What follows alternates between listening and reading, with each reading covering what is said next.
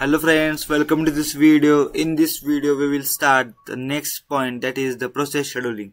Scheduling queues and different types of schedulers, and last one, context switch. So let's start.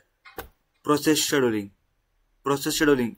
It is an OS task that schedules different processes of different states like ready, waiting and running. म्हणजेच काय, different process असतात त्यांच्या different states वरून त्यांना schedule करणं, यालाच म्हणतात process scheduling. म्हणजे according to processes, different states of process त्यांना शेड्यूल करायचं. म्हणजेच काय, process scheduling allows OS to allocate time interval of CPU execution for each process. Process scheduling मध्ये काय होतं की OS काय करतं, प्रत्येक प्रोसेसला एक टाइम इंटरवल देतं CPU एक्झिक्युशन साठी. Process scheduling keeps CPU busy for all the time. म्हणजे प्रोसेस शेड्यूलिंगचा एक मेन ऑब्जेक्टिव्ह हाच आहे की CPU ला कायम बिझी ठेवायचं. आता प्रोसेस शेड्यूलिंग क्यूज बघूया आपण. आता जो बघितला ते प्रोसेस शेड्यूलिंगचा ओव्हरव्ह्यू बघितला. म्हणजे नेमकं काय आहे, एक तुम्हाला स्मॉल कन्सेप्ट लक्षात यावी प्रोसेस शेड्यूलिंगची. नेक्स्ट पॉइंट आहे प्रोसेस शेड्यूलिंग क्यूज. त्याआधी तुम्ही डायग्राम कडे बघा.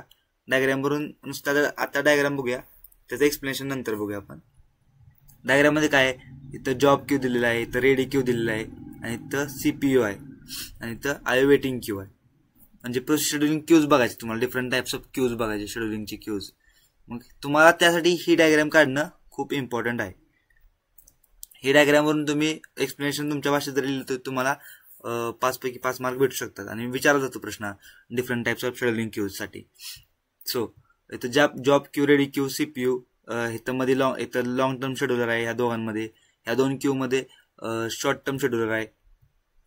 आता ह्याचं एक्सप्लेनेशन आपण बघूया थोडक्यात. आधी प्रोसेस शेड्यूलिंग क्यूज म्हणजे काय, it helps to maintain different queues for each and every process state and process control block. म्हणजे काय, प्रत्येक प्रोसेसच्या डिफरंट स्टेटला आणि डिफरंट प्रोसेस कंट्रोल ब्लॉकच्या डिफरंट स्टेटला एक वेगळा क्यू दिला जातो. म्हणजे ज्या प्रोसेसच्या स्टेट्स सेम आहेत त्या प्रोसेसना एका क्यू मध्ये कंबाईन केलं जातं. थोडक्यात all the processes of same execution state are place in same queue. म्हणजे ज्या प्रोसेसेसची सेम एक्झिक्युशन स्टेट आहे त्यांना एका क्यू मध्ये टाकलं जातं. Therefore whenever the state of process is modified, म्हणजे जेव्हा पण एखाद्या प्रोसेसची स्टेट मॉडिफाय होईल तेव्हा त्याचा PCB पण अपडेट करणं गरजेचं आहे. PCB अपडेट करणं म्हणजेच काय की समजा 5 प्रोसेस आहेत, 5 प्रोसेस मधली चौथी प्रोसेस आहे, त्याची स्टेट मॉडिफाय झाली. म्हणजे तो समजा रेडी मध्ये असेल, रेडी स्टेट मध्ये असेल, आणि तो पुढे रनिंग मध्ये गेला तर तो आता 5 पैकी 4 प्रोसेस फक्त रेडी मध्ये राहिल्या, ती चौथी प्रोसेस असणार ती रनिंग मध्ये गेली असणार. त्यामुळे काय होणार, त्याची स्टेट मॉडिफाय केली तर तुम्हाला तिथं PCB मध्ये पण त्याची जी स्टेट आहे ती अपडेट करावी लागणार. हेच दिलं आहे. It's PCB needs to be updated from its existing queue to new state queue. म्हणजे आता जी त्याची दुसऱ्या स्टेटची क्यू आहे, म्हणजे रनिंग साठी एक वेगळी क्यू दिला असेल तर ह्या एक्झिस्टिंग क्यू मधून तो दुसऱ्या नवीन क्यू मध्ये जाणार. क्यू म्हणजेच काय, आपण बघतो जे शेड्यूलिंग क्यूज. आता त्याचे 3 टाइप्स आहेत. There are 3 types of scheduling queues. आता आपण शेड्यूलिंग क्यूज साठी फक्त ओव्हरव्ह्यू बघितला की काय असतं, की ज्या सेम प्रोसेसच्या स्टेट असतात, ज्या सेम स्टेटच्या प्रोसेस असतात त्यांना एका क्यू मध्ये टाकलं जातं. एवढंच तुम्ही ह्या ओव्हरव्ह्यू मधून एक लक्षात ठेवा, सिंपल ओव्हरव्ह्यू. आणि जसं त्यांच्या अपडेट होतील स्टेट त्यांना तशा वेगळ्या क्यू मध्ये टाकलं जातं. हेच आपण आता ओव्हरऑल बघितलेलं आहे एवढ्या पॉइंट मध्ये. तर नेक्स्ट 3 टाइप्स ऑफ क्यूज बघूया आपण. फर्स्ट आहे जॉब क्यू. जॉब क्यू म्हणजेच काय, it helps to you to store all the process into the system. म्हणजे ज्या प्रोसेसच्या सिस्टीमच्या सगळ्या प्रोसेस आहेत त्या सगळ्या प्रोसेस सुरुवातीला जॉब क्यू मध्ये असतात, सुरुवातीला, हे लक्षात ठेवा. नेक्स्ट आहे रेडी क्यू. आता रेडी क्यू मध्ये काय होतं, this type of queue helps to set every processes residing in the main memory which is ready to waiting to execute. म्हणजेच काय, थोडक्यात आत्ता ज्या प्रोसेस आहेत, थोडक्यात एक एक्झाम्पल घेऊया आपण. इरेज करतो सगळं. आता आपण जे बघितलं जॉब क्यू मध्ये असणं म्हणजेच काय असणं, सेकंडरी स्टोरेज मध्ये असणं. आता रेडी क्यू मध्ये प्रोसेस कोणत्या असतात, ज्या ready to execute, which is ready to execute, म्हणजे ज्या प्रोसेसना आता फक्त सीपीयू भेटायचं राहिले शेवट, त्या प्रोसेस असतात मेन मेमरीमध्ये, ज्या की रन होत असतात, त्यांना रेडी क्यू मध्ये ठेवलं जातं. This type of queue helps to set every process residing in main memory. म्हणजे ह्या क्यू मधून, जॉब क्यू मधून रेडी क्यू मध्ये येणं म्हणजेच काय, सेकंडरी स्टोरेज मधून मेन मेमरी मध्ये येणं. मेन मेमरी मध्ये कोणत्या प्रोसेस आहेत, ज्या which is ready to running, which is ready to execute. Next queue आहे डिव्हाइस क्यू. डिव्हाइस क्यू मध्ये कोणत्या टाइपच्या प्रोसेस असतात, it is the Q of processes that are blocked because of non availability of I devices. म्हणजेच काय, समजा दोन process already run होत आहेत आणि त्यांना सेम टाईपचा डिव्हाइस लागत असतं, तर त्यातली दुसरी प्रोसेस जे असणार ती ब्लॉक होणार, कारण तो ऑलरेडी डिव्हाइस एका प्रोसेसनं अक्वायर करून ठेवला आहे. There may be n number of device in system. Device multiple असतात, पण दोन प्रोसेसला जर सेमच डिव्हाइस लागत असेल तर त्या दोन्हीपैकी एक प्रोसेस ब्लॉक होणार. त्या ब्लॉक झालेली प्रोसेस ती कुठं असणार, डिव्हाइस क्यू मध्ये. या क्यू मध्ये काय असं वेगळं अवघड काही नाही, वाचल्यावर नंतर तुम्हाला सगळं समजून जाईल. नेक्स्ट टाईप पॉईंट आपला टाइप्स ऑफ शेड्युलर्स. शेड्युलर म्हणजे काय, long term scheduler, short term scheduler आणि मीडियम टर्म शेड्युलर. म्हणजेच काय, आता ह्या जे क्यू आहेत, ह्या क्यू मधून कोणत्या क्यू मधून कोणती प्रोसेस कधी बाहेर काढायची आणि कुठे ठेवायची, ह्या गोष्टी ह्या 3 टाईपच्या शेड्यूलवरून ठरतात. म्हणजेच काय, आता इथं आपण क्यूची आपण डायग्राम बघितली शेड्युलिंग क्यूची. इथं आहे लॉंग टर्म शेड्यूलर आणि इथं शॉर्ट टर्म शेड्यूलर. आता पहिल्यांदा आपण बघूया लॉंग टर्म शेड्यूलर. तुम्हाला एवढं तर माहिती की जॉब क्यू मध्ये ज्या प्रोसेस असतात त्या सेकंडरी स्टोरेज मध्ये असतात, हे सिंपल बेसिक आहे लॉजिक. आणि रेडी क्यू मध्ये असतात त्या मेन मेमरी मध्ये असतात. आता ते बघूया शेड्यूलर. शेड्यूलर म्हणजेच काय, is a type of system software that allows to handle process scheduling. म्हणजे प्रोसेस शेड्यूलिंगला हँडल करण्याचं एक सॉफ्टवेअर आहे शेड्यूलर. त्याचा पहिला टाइप बघूया आपण लॉंग टर्म शेड्यूलर, जे की आपण आता इथं बघितलं आहे. डायग्राम वरून समजून घ्या. जॉब क्यू आणि रेडी क्यूच्या मधोमध आहे लॉंग टर्म शेड्यूलर. तो का ठेवलाय त्याचे रिझन आपण एक्सप्लेनेशन मध्ये बघूया. Long term scheduler is also known as job scheduler.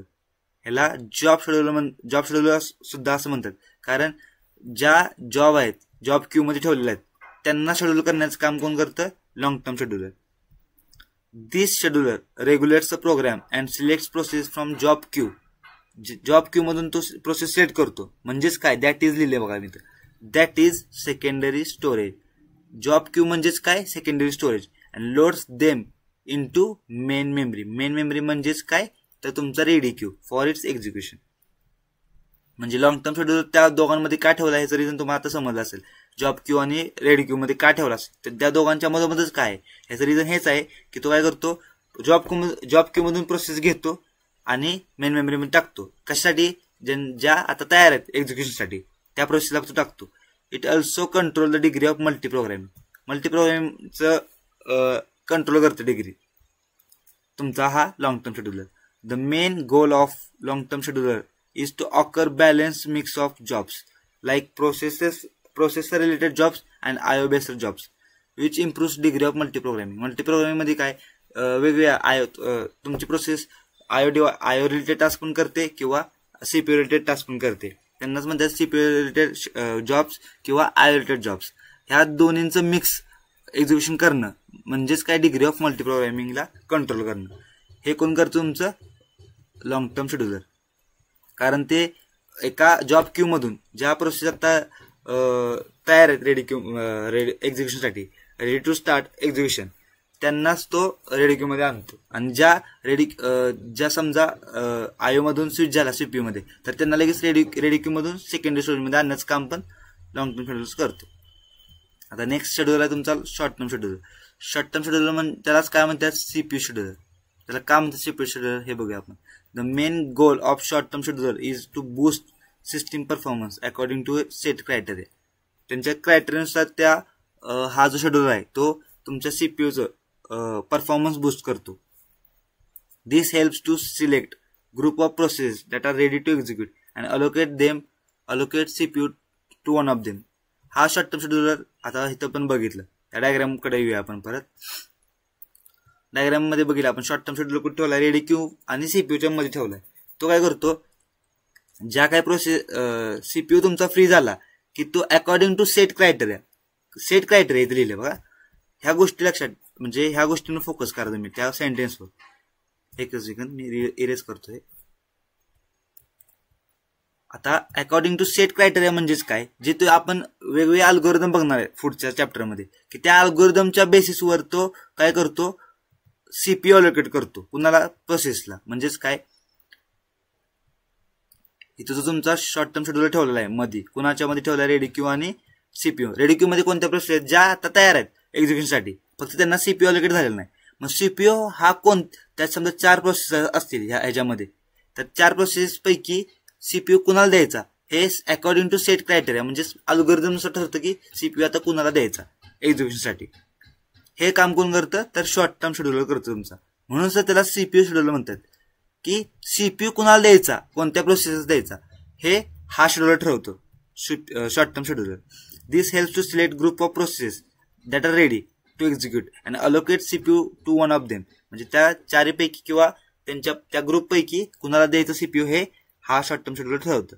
The scheduler dispatcher gives control of CPU to processes selected by short term scheduler. आता आपण तुम्हाला शेड्यूलर डिस्पॅचर हा शब्द एक आठवत असेल तर आपण हा शब्द कुठं बघितलाय, स्टेटमध्ये बघितलाय, आपल्या प्रोसेसच्या स्टेटमध्ये बघितलंय की रनिंग मधून रेडीमध्ये टाकणं हे काम शेड्यूलर डिस्पॅचरचं आहे. म्हणजेच काय, किंवा रेडी मधून रनिंग मध्ये टाकणं, म्हणजे ज्या प्रोसेस रेडी आहेत त्यांना रनिंग मध्ये टाकायचं. पण ते कसं टाकायचं, त्या प्रोसेसला सीपीयू अलोकेट करायचा, नंतर त्या रनिंग स्टेटमध्ये टाकायच्या किंवा रनिंग रेडी क्यू मध्ये टाकायच्या.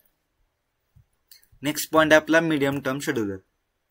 मीडियम टर्म शेड्यूलरला काय म्हणतात, प्रोसेस स्वॅपिंग शेड्यूलर. आता हे जे काम आहे, आता आपण 2 शेड्यूलर बघितले, लॉंग टर्म आणि शॉर्ट टर्म. ते काय करतं, एक काय करतं, सेकंडरी मधून मेन मेमरीमध्ये आणतं, आणि एक काय करतं, शॉर्ट टर्म शेड्यूलर मेन मेमरीमधून मेन मेमरीमध्ये ज्या प्रोसेस आहेत त्यांना त्यापैकी कोणत्या प्रोसेसला सीपीयू अलोकेट करायचा हे काम करतं.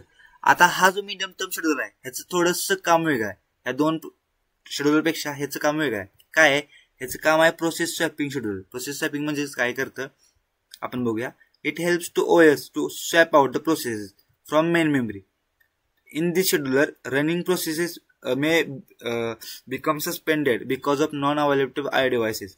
म्हणजेच काय होतं की एखादी प्रोसेस रनिंग मध्ये असेल, मेन मेमरी मधून त्याला सीपीयू वगैरे भेटला असेल, पण कधी कधी सेम प्रोसेसला आय डिव्हाइसची पण रिक्वायरमेंट असते. तर त्या आय डिव्हाइसेस न भेटल्यामुळं तिचं काम स्टॉप झाले किंवा ती ब्लॉक झाली, ती प्रोसेस काय झालेली आहे, ब्लॉक झालेली आहे. तर ती जी ब्लॉक झालेली प्रोसेस आहे ती मेन मेमरीमध्येच राहणार. मग त्यामुळे काय होणार, पुढच्या प्रोसेसला एक्झिक्युशनसाठी टाइमच भेटणार नाही. मग त्यामुळे काय होणार की त्या प्रोसेसला जिनं बिनकामाची जागा घेऊन ठेवल्या, अक्वायर करून ठेवल्या, त्या प्रोसेसला मेन मेमरीमधून सेकंडरी स्टोरेजमध्ये टाकण्याचं काम कोण करतं, मीडियम टर्म शेड्यूलर. म्हणजे तो चेक करतं की कोणती प्रोसेस सस्पेंड झाल्या किंवा ब्लॉक झाल्या because of non availability of IO devices. IO devices तुमचा आता अवेलेबल नाही, त्यामुळे ती प्रोसेस ब्लॉक झाल्या, आणि ती ब्लॉक झाल्यामुळे तिनं नको तो पोर्शन तिनं अक्वायर करून ठेवलाय, ज्याच्यामुळे दुसऱ्या प्रोसेसना एक्झिक्युशनसाठी टाइमच भेटत नाही. मग ते काय करतात, जी प्रोसेस आता सस्पेंड झाल्या तिला मेन मेमरीमधून काढताना सेकंडरी स्टोरेजमध्ये ठेवतं. Suspended process can't make any progress towards completion until device is ready. म्हणजे जोपर्यंत आयओ डिव्हाइस तुमचा अवेलेबल होत नाही तोपर्यंत ती प्रोसेस प्रोग्रेस करणार नाही पुढे कंप्लिशनला, म्हणजे कम्प्लीटच होणार नाही ती प्रोसेस, त्याचं एक्झिक्युशन कम्प्लीटच करणार नाही. मग त्यासाठी काय करतात ती, in order to make space available for new waiting process. म्हणजे जी वेटिंग क्यू मध्ये त्या प्रोसेसना स्पेस अवेलेबल करून देण्याचं काम, त्या कामासाठी काय करतं, suspended process is removed from main memory. त्यासाठी काय करतं ते मेन मेमरी मधून रिमूव्ह करून टाकतं त्या प्रोसेसला, which is called as swapping out of suspended process. Swapping out of कुणाचं, सस्पेंडेड प्रोसेसचं स्वॅपिंग आउट करतं टू सेकंडरी स्टोरेज मध्ये टाकतं. आता आपण जे 3 शेड्यूल बघितले त्याचा डिफरन्स विचारू शकतात तुम्हाला तिन्ही शेड्यूलरचा, तो मी इथं थोडक्यात लिहिलेला आहे. आपण बघूया. Long term scheduler, it allows you to select process from disk and load into main memory. तेच करतं जे जॉब क्यू मध्ये, जॉब क्यू मध्ये म्हणजेच काय सेकंडरी स्टोरेज मध्ये ज्या प्रोसेस आहेत त्यांना मेन मेमरी मध्ये लोड करण्याचं काम कोण करतं? Long term scheduler. Medium term scheduler काय करतं? It help to send process back and forth from memory to disk. म्हणजेच काय, समजा एखादी प्रोसेस बॅक अँड फोर्थ, ह्या शब्दाचा लक्षात ठेवा. बॅक अँड फोर्थ म्हणजे ते प्रोसेस मेन मेमरी मधून सेकंडरी मध्ये पण टाकतं आणि सेकंडरी मधून मेन मेमरी मध्ये पण टाकतं. का? कारण एखादी प्रोसेस ब्लॉक झाली तर तिला मेन मेमरी मधून काढतं, सेकंडरी मध्ये टाकतं. हे काम मीडियम टर्म शेड्यूलरचं आहे. It saves process from memory which are ready to execute. म्हणजे आता इथं काय करतं? जॉब क्यू मधून मेन मेमरी मध्ये, पण इथं काय करतं? मेन मेमरी मधून ज्या प्रोसेस रेडी आहेत एक्झिक्युशनसाठी त्यांना सीपीयू रेडी करतं शॉर्ट टर्म शेड्यूलर. हे तुम्ही हा जो पॉईंट तुम्ही तुमच्या भाषेत पण लिहू शकता. लॉंग टर्म शेड्यूलर काय म्हणतात? जॉब शेड्यूलर म्हणतात. मीडियम टर्म शेड्यूलरला काय म्हणतात? Swapping out scheduler. आणि शॉर्ट टर्म शेड्यूलरला काय म्हणतात? CPU scheduler. हा सेकंड डिफरन्स झाला. नंतर हा आहे, it controls degree of multi programming. हा काय करतो? लॉंग टर्म शेड्यूलर कंट्रोल करतो डिग्री ऑफ मल्टी प्रोग्रामिंगची. मीडियम टर्म शेड्यूलर काय करतं? रिड्यूस करतं डिग्री ऑफ मल्टी प्रोग्रामिंग. काय करतं रिड्यूस? कारण इथं तो प्रोसेस डायरेक्ट जी रनिंग आहे ती ब्लॉक झाल्या, तिला डायरेक्ट रिमूव्ह करते, ते म्हणजे स्पेस अवेलेबल करते. त्यामुळे मल्टी प्रोग्रामिंगशी काही संबंध नाही, त्यामुळे ते रिड्यूस करते degree. It has less control over degree of multi programming. म्हणजेच काय, समजा 4 प्रोसेस आहेत, लेस कंट्रोल का म्हणले तर हे आपण एक बघूया की 4 प्रोसेस आहेत, तर 4 प्रोसेस पैकी कुणाला सीपीयू द्यायचा? एकाला सीपीयू भेटणं. इथं degree of multi programming handle होत नाही, कारण 4 पैकी एकालाच भेटले, त्यामुळे मल्टी प्रोग्रामिंग इथं कमी लेस पॉसिबल आहे. त्यामुळे त्याचा लेस कंट्रोल आहे डिग्री ऑफ मल्टी प्रोग्रामिंगवर. कुणाचा? शॉर्ट टर्म शेड्यूलरचा. नेक्स्ट डिफरन्स आहे speed. Speed is less compare to short term and long term. म्हणजे मीडियम टर्म आणि शॉर्ट टर्म नुसार याचं स्पीड कमी आहे. ह्याचं लॉंग टर्म शेड्यूलरचं ह्याचं स्पीड इज मीडियम आहे. कोणामध्ये? तो लॉंग टर्म आणि शॉर्ट टर्म शेड्यूलरचा आहे. सॉरी, हा जो स्पीड आहे ह्याचं स्पीड आहे, speed is less as compare to short term scheduler. फक्त शॉर्ट टर्म शेड्यूलरपेक्षा ह्याचं स्पीड कमी आहे. आणि ह्याचं जे स्पीड आहे ते मीडियम आहे दोघांच्या मध्ये. कुणाचा? लॉंग टर्म आणि शॉर्ट टर्म शेड्यूलरच्या मधला जे स्पीड आहे ते ह्याचं आहे, मीडियम टर्म शेड्यूलरचं. आणि ह्याचं स्पीड आहे शॉर्ट टर्म शेड्यूलरचं ते फास्टर आहे. कुणाच्या कंपॅरिझन मध्ये? लॉंग टर्म आणि शॉर्ट टर्म शेड्यूलरच्या कंपॅरिझन मध्ये. सॉरी लॉंग टर्म आणि मीडियम टर्म इथं तुम्ही मॉडिफाय करू शकता. लॉंग टर्म आणि मीडियम टर्म इथं मॉडिफाय करा, किंवा मी करेन नोट्स पाठवताना. लास्ट पॉइंट आहे, long term is absent or minimum in time sharing operating system. Time sharing operating system मध्ये हा ॲबसेंट असतो किंवा कमीच असतो लॉंग टर्म शेड्यूलर. म्हणजे त्याची गरज नसते. का? कारण टाइम शेअरिंग ऑपरेटिंग सिस्टीम मध्ये प्रत्येक प्रोसेसला एक शेड्यूल करून दिला टाइम आहे, टाइम इंटरव्हल आहे. त्या टाइम इंटरव्हलमध्ये ती शेड्यूल करणारच ती process.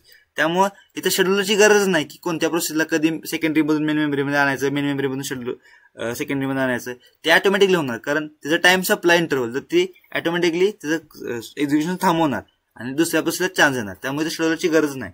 Medium term scheduler is element of time sharing operating system. हा एलिमेंट आहे. का एलिमेंट आहे? कारण जे काम टाइम शेअरिंग ऑपरेटिंग सिस्टीम मध्ये ऑटोमॅटिकली होते तेच काम मीडियम टाइम शेड्यूलर करते. काय करते? ज्या प्रोसेसचा टाइम म्हणजे तिथं काय होतं, टाइम संपला की दुसऱ्या प्रोसेसला एक्झिक्युशनला टाइम भेटतोय. इथं काय होतं, मीडियम टाइम शेड्यूलर काय करतो? तेच करतो. एखादी प्रोसेस सस्पेंड झाली तर तिला मेन मेमरीमधून काढतो आणि सेकंडरी स्टोरेजमध्ये टाकतो. आणि it is minimum in time sharing operating system. म्हणजे शॉर्ट टर्म शेड्यूलर आहे तुमचा, तो मिनिमम आहे टाइम शेअरिंग ऑपरेटिंग सिस्टीम मध्ये. आता जो नेक्स्ट पॉईंट आहे आपला, कंटेक्स्ट स्विच. हा बघूया, कंटेक्स्ट स्विच. आता कंटेक्स्ट सोडा एका सेकंदसाठी. स्विच म्हणजे काय? स्विच मारणं, ह्या गोष्टीवरून त्या गोष्टीवर जम्प करणं, त्या गोष्टीवरून ह्या गोष्टीवर जम्प करणं. आता कंटेक्स्ट म्हणजे तुम्ही इथं म्हणू शकता प्रोसेसना स्विच करणं. म्हणजेच काय? प्रोसेसचं एक्झिक्युशन स्विच करणं. म्हणजेच काय? म्हणजे तुम्ही आधी मी तुम्हाला सांगितल्याप्रमाणे की पहिल्यांदा वर्ड नुसार मिनिंग शोधायला ट्राय करायचा. त्या वर्डवरून मिनिंग शोधायला ट्राय केलं की सोपं जातं तुम्हाला. कंटेक्स्ट स्विच म्हणजेच काय? एखादा स्विच कोणत्या गोष्टी स्विचिंग होते इथं. आता ही जी डायग्राम आहे तुमची ती कंटेक्स्ट स्विचची डायग्राम आहे. कंटेक्स्ट स्विच हा एक्झाम मध्ये विचारला जातो प्रश्न, त्याच्यामुळे तुम्हाला ह्याचं एक्सप्लेनेशन थोडं कमीच आहे, पण तुम्हाला ह्या डायग्रामवरूनच मार्क जास्त भेटतात. कारण डायग्राम जी आहे ती दिसायला आणि त्या डायग्रामवरून अर्धनिमे एक्सप्लेनेशन तुमचं कम्प्लीट होतंय. इथं लिहिलंय प्रोसेस 1. हे जे आहे ते प्रोसेस 1चं एक्झिक्युशन आहे आणि हे जे आहे ते प्रोसेस 2चं एक्झिक्युशन आहे. PCB 1 हा जो लिहिलाय तो कुणासाठी? प्रोसेस 1 साठी. आणि PCB 2 लिहिलाय तो हा कुणासाठी? प्रोसेस 2 साठी. आपण बघितलेलं आहे प्रत्येक प्रोसेस जेव्हा नवी क्रिएट होते तेव्हा त्या प्रोसेससाठी सेपरेट PCB तयार होतो. म्हणजेच PCB 1 हा प्रोसेस 1 साठी आणि PCB 2 हा प्रोसेस 2 साठी. आता बघूया आपण डायग्रामचं एक्सप्लेनेशन, नंतर आपण थेअरीकडे जाऊया. इथं प्रोसेसचं एक्झिक्युशन चालू झालं. मग चालू झालं काय होतं? त्या प्रोसेस कंटिन्युअस म्हणजेच काय? ती स्टेट स्टोअर करून ठेवतं फक्त मल्टिपल प्रोसेसच्या. का? कारण त्या प्रोसेस समजा एखाद्यामध्येच थांबली तर त्या प्रोसेस थांबलेल्या प्रोसेसची स्टेट फक्त सेव्ह करून ठेवतं. सेव्ह करून ठेवल्यामुळे काय फायदा होतो? ती प्रोसेस नंतर आली एक्झिक्युशनसाठी तर त्या प्रोसेसचे एक्झिक्युशन पहिल्यापासून चालू होत नाही. जिथं ज्या स्टेटला आलती ती एक्झिक्युशन पर्यंत त्या स्टेट पासूनच पुढं त्याचं प्रोसेसचं एक्झिक्युशन चालू होतं. म्हणजेच काय, थोडक्यात तुम्ही मला समजा थेअरीवरून मी काय बोललो ते. प्रोसेस 1चं इथे एक्झिक्युशन चालू झालं, समजा इथं थांबलं, ह्या पॉइंटला येऊन हा जो बाण आहे इथे येऊन थांबलं त्याचं, तर काय होतं त्या प्रोसेसचं इंटरनली काय काम होतं की त्याची जी स्टेट आहे या प्रोसेस 1ची ती कशामध्ये सेव्ह होती? त्याच्या PCB मध्ये, म्हणजेच PCB 1 मध्ये सेव्ह होते. Store state into PCB 1. त्या प्रोसेस 1ची स्टेट आता सेव्ह केली. का? कारण त्याचं एक्झिक्युशन इथे थांबलेलं आहे. आता प्रोसेस 2 तोपर्यंत काय आयडल आहे, कारण प्रोसेस 1चं एक्झिक्युशन चालू होतं त्यामुळे तो प्रोसेस 2 इथं आयडल आहे, त्याचं एक्झिक्युशन चालू नाही. त्याचं एक्झिक्युशन कधी चालू होणार? जेव्हा आता PCB 2 मधून ह्या प्रोसेस 2 ची स्टेट रिस्टोर केली. रिस्टोर करणं म्हणजेच काय? ह्या प्रोसेस 2चं हिथं एक्झिक्युशन थांबलेलं पण त्याची स्टेट ऑलरेडी PCB 2 मध्ये सेव्ह होती, तिथून ते फक्त रिस्टोर केली आणि तिथून त्या प्रोसेस 2चं एक्झिक्युशन चालू झालं. आणि नंतर प्रोसेस 2 इथं ह्या पॉइंटला येऊन थांबली आणि त्यानं त्यावेळी प्रोसेस 1ला चान्स द्यायचा होता त्यामुळे इथं थांबली आणि प्रोसेस 2चं जी स्टेट आहे आतापर्यंत रनिंग म्हणजे जिथपर्यंत एक्झिक्युशन झाले तिथपर्यंत त्या स्टेटची स्टेट सेव्ह केली इथं PCB 2 मध्ये. आणि नंतर काय झालं? प्रोसेस 1ला एक्झिक्युशनला चान्स दिल्यामुळे PCB 1 मधून जी की इथं सेव्ह केलेली ही जी स्टेट सेव्ह केलेली आहे PCB 1ची म्हणजे प्रोसेस 1ची स्टेट इथं सेव्ह केली आहे ती रिस्टोर कुठे केली? इथं गेली आणि परत तुमचं प्रोसेस 1चं एक्झिक्युशन चालू झालं. म्हणजे एकीकडे PCB 1 मध्ये स्टेट सेव्ह होत्या, एकीकडून PCB 2 मधून निघत्या बाहेर, एकीकडे PCB 2 मध्ये सेव्ह होत्या, एकीकडून PCB 1 मधून रिस्टोर होत्या. डायग्राम इतकी सोपी आहे, तुम्हाला आता बघितलं माझ्या एक्सप्लेनेशन समजलं असेल तुम्हाला मी जे काय सांगितलं तुम्हाला. आता थेअरीकडे येऊया आपण. कंटेक्स्ट स्विच म्हणजेच काय? आता आपण जे डायग्रामवरून बघितलं, switching CPU to another processes म्हणजे CPU ला स्विच करणं मल्टिपल प्रोसेसला requires saving the state of old process and loading the saved state of new process. म्हणजेच काय? ह्याला काय गरजेचं आहे? कंटेक्स्ट स्विचला काय गरजेचं आहे? रिक्वायर. ह्याला गरजेचं आहे saving the state of old process, जी जुनी प्रोसेस आहे त्याची स्टेट सेव्ह करून ठेवायची आणि लोड करायची. कुणाची? जी तुम्हाला आता नवीन प्रोसेस चालू करायची त्याची कुठेतरी सेव्ह करून ठेवलेली त्याची स्टेट आहे ती लोड करायची. New process is called as context switch. It is the method of store and restore. फक्त स्टोअर करायचं, रिस्टोर करायचं. ह्या प्रोसेस कंटेक्स्ट स्विचला एक तुम्ही सोप्या भाषेत लक्षात ठेवण्यासाठी काय लक्षात ठेवू शकता? स्टोअर आणि रिस्टोर हे दोन कीवर्ड जर लक्षात ठेवले तर तुम्हाला पूर्ण प्रोसेस आठवून जाईल की काय होतं. एखाद्या प्रोसेसची स्टेट सेव्ह होते आणि दुसऱ्या प्रोसेसची स्टेट रिस्टोर होते. State of CPU in PCB so that process execution can be resume from the same point at later time. म्हणजे काय? ती सेव्ह का केलं ते जे तुम्हाला मी सांगितलं की त्याच पॉइंट पासून जिथं ती थांबलेली त्याच पॉइंट पासून त्याचं एक्झिक्युशन परत चालू व्हावं म्हणून ती स्टेट सेव्ह करून ठेवली जाते. नेक्स्ट पॉइंट आहे आपला the context switching method is important to multitasking OS. Multitasking OS मध्ये काय होतं? Multiple process at a time run होत असतात. ह्या प्रोसेसवरून आपण त्या प्रोसेस म्हणजे थोडक्यात तुम्ही PUBG खेळताय आणि गाणे ऐकताय तर तुम्ही गाणे ऐकता PUBG मध्ये स्विच होता. PUBG खेळता तुम्ही गाणी एखादा चेंज करायला गेला किंवा युट्यूब ओपन केलं किंवा व्हॉट्सअप तुमचं चालू असतं साईडला. अशा गोष्टी म्हणजे मल्टीटास्किंग OS साठी त्यांना एकच CPU मल्टिपल वेळा स्विच करावा लागतो. म्हणजे ह्या प्रोसेसवरून त्या प्रोसेसवर स्विच करावा लागतो.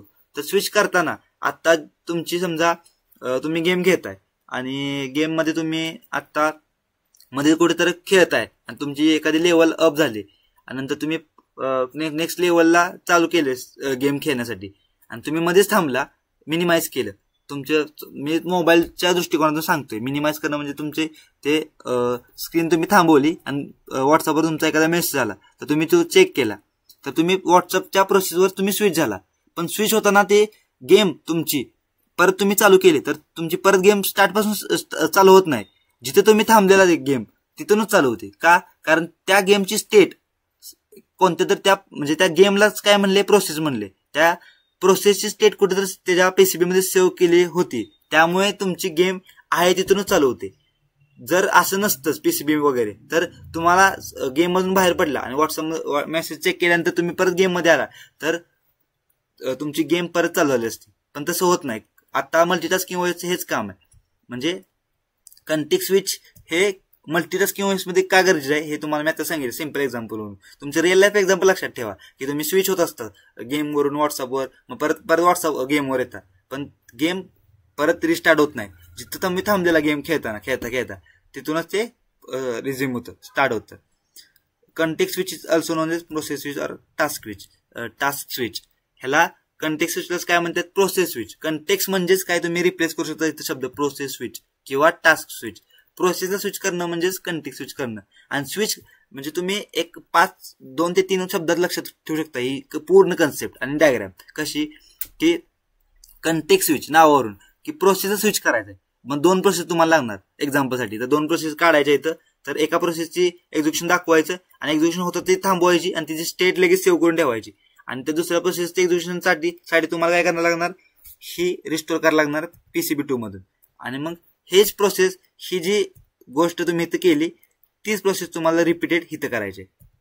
झाली तुमची डायग्राम. आणि डायग्रामवरून तुम्हाला एक्सप्लेनेशन तुम्हाला जे मी आता सांगितलं की मेथड कशाची आहे, स्टोअर अँड रिस्टोअरची आहे. तुम्हाला फक्त एखाद्या ओल्ड प्रोसेसची स्टेट सेव्ह करावी लागते आणि न्यू प्रोसेसची स्टेट लोड करावी लागते पीसीबी मधून. ह्याच गोष्टी तुम्हाला थेरीवरून समजून जातील. तर आय होप तुम्हाला आतापर्यंत सांगितलं सर्व गोष्टी समजल्या असतील. नेक्स्ट पॉईंटमध्ये आपण पुढचा मेसेज पासिंग मेथड बघूया आपण. So see you in the next video. Thank you.